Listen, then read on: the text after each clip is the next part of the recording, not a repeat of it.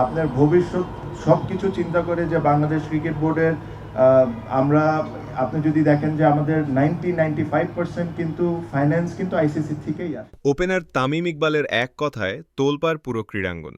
তাকে ভারতের দালাল বলায় পক্ষে বিপক্ষে ক্রিকেটার ও দর্শকেরা। কাটার মাস্টার মোস্তাফিজকে যখন আইপিএল থেকে বাদ দেয়া হলো তখন চুপ ছিলেন তামিম। কিন্তু হঠাৎ করেই বাংলাদেশ যখন ভারতীয় বিশ্বকাপ খেলতে যাবে না বলে সিদ্ধান্ত নিল, তখনই তামিমের বোধোদয় হলো। তার মতে, আমাদের অর্থের ৯৯%ই আসে আইসিসি থেকে, সুতরাং বুঝে শুনে কথা বলা উচিত আমাদের। বিসিবির সিদ্ধান্তে তামিমের এমন বাঁকা সুর ভালোভাবে নেয়নি নেটিজেনরা। অনেকেই তাকে ভারতের দালাল বলে আখ্যায়িত করেছেন। আবার কেউ কেউ তামিমকে সুবিধাবাদী বলতেও দ্বিধাবোধ করছেন না।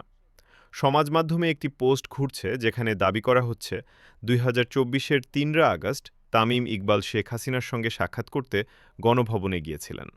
বিসিবি পরিচালক নাজমুল তামিমকে দালাল বলে ক্ষমা চাইবেন না বলেও মন্তব্য করেছেন। যদিও তামিমের পাশে দাঁড়িয়েছেন তাইজুল, তাসকিন ও রুবেলরা। কিন্তু তাদেরকেও ধুয়ে দিলেন নেটিজেনরা।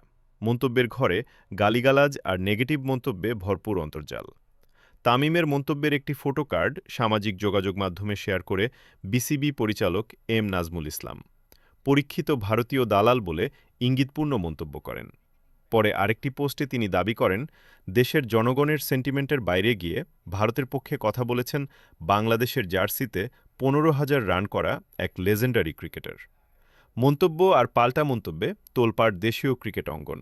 একজন নেটিজেনের মতে, ছাত্র উপদেষ্টা আসিফ মাহমুদ একা ভালো কাজ করে গেছেন, তামিমকে বিসিবিতে না বসিয়ে বুলবুলকে বসিয়েছেন।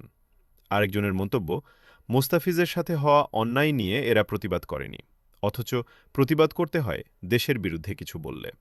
কিন্তু সেটা না করে করে ব্যক্তি পূজা করা ক্রিকেটারদের মানায় না। আরেকজনের মন্তব্য, তামিম ইকবাল সুযোগ সন্ধানী সুবিধাবাদী এক আয়নাঘর।